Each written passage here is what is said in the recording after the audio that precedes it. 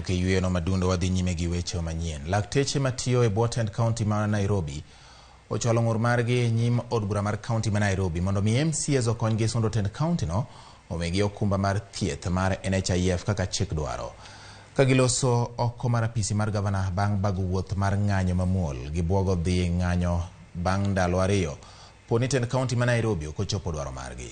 Judith Omondi noluwo wachno kendo miyo ler mathoth.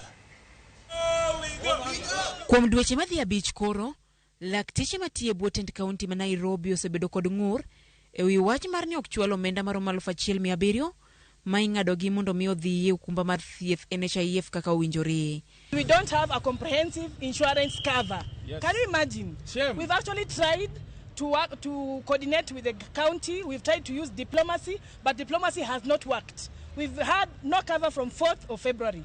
And even before that, we did not have a cover. We actually given a brief cover for like 2 weeks, and then the NHIF suspended the cover. Today, Nairobi doctors want to present a petition to the county assembly about this NHIF. Gisayo Governor ma Nairobi Johnson Sakaja kuom tamruok dewogi kendo riwogi e lweny magikoni nitie kind sirikand Sakaja kod tend county no machon NMS. We actually saw NMS handed over things to the county. Governor Sakaja was handed over things.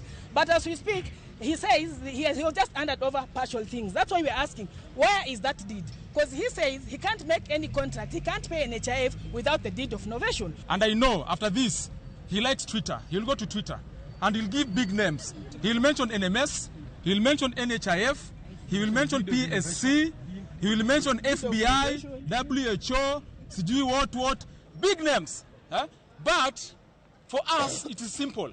We want to be covered. We are giving you 2 more days. We'll be here daily. If you don't sort it out, we are giving you a strike notice. And we're not joking.